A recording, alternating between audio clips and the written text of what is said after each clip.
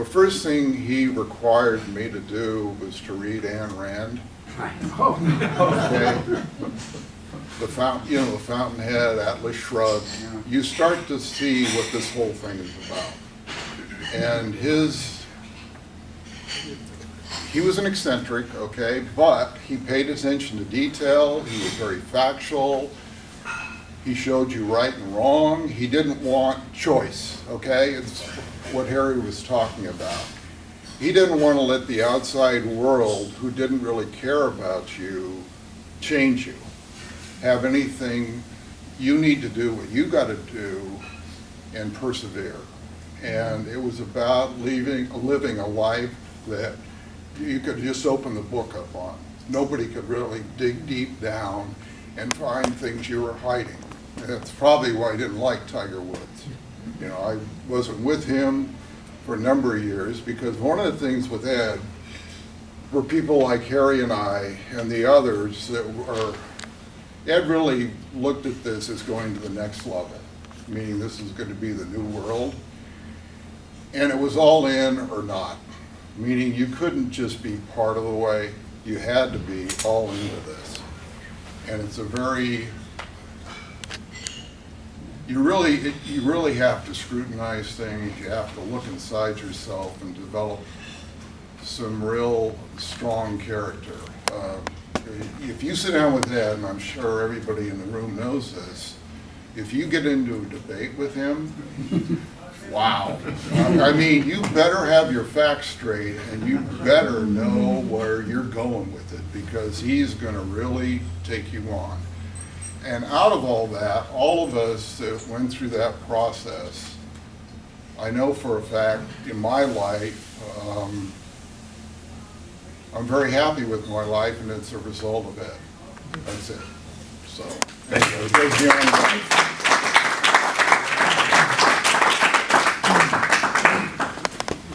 Harry came down from San Luis Obispo.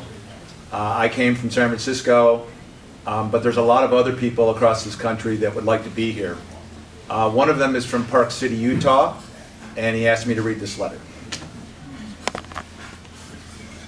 I showed up at Rancho as a 14-year-old and signed up for a series of lessons. $25 for 6, if I remember correctly. After 10 years and several hundreds, if not thousands of lessons from Ed, I don't believe I ever officially completed the series of 6 lessons. I may have still some left on the books.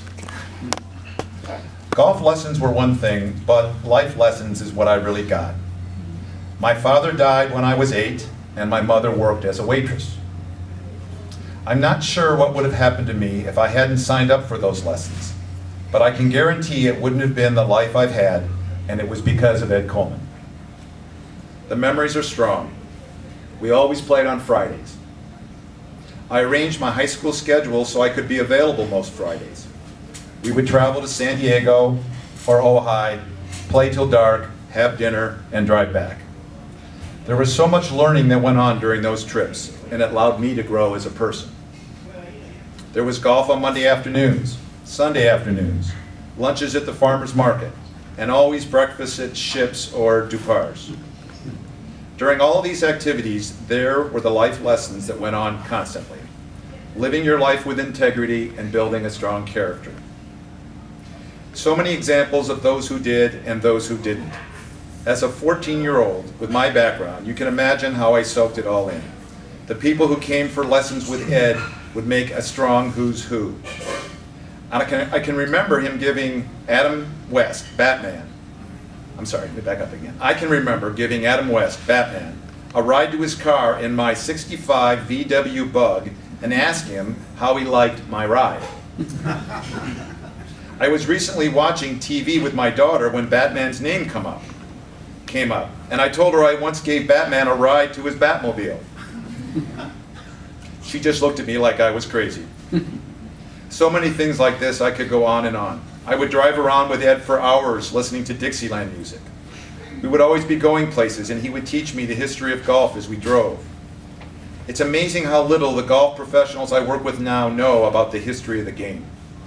At one point, Ed was convinced he could drive from downtown LA nonstop to Santa Monica on Santa Monica Boulevard.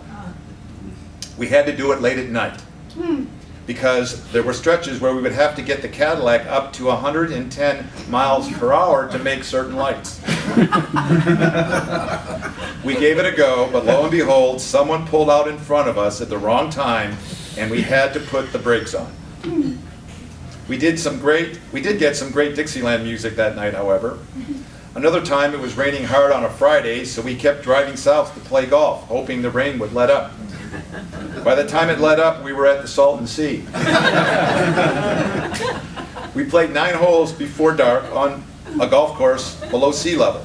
I had my first round under par that day and was convinced I could be great if I could only just play courses below sea level.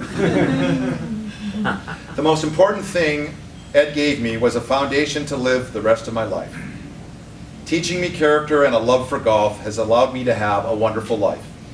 I have been the director of golf at the Homestead Resort for 28 years, and every day I use the lessons I learned from Ed to try and give back to people and to the game we all love.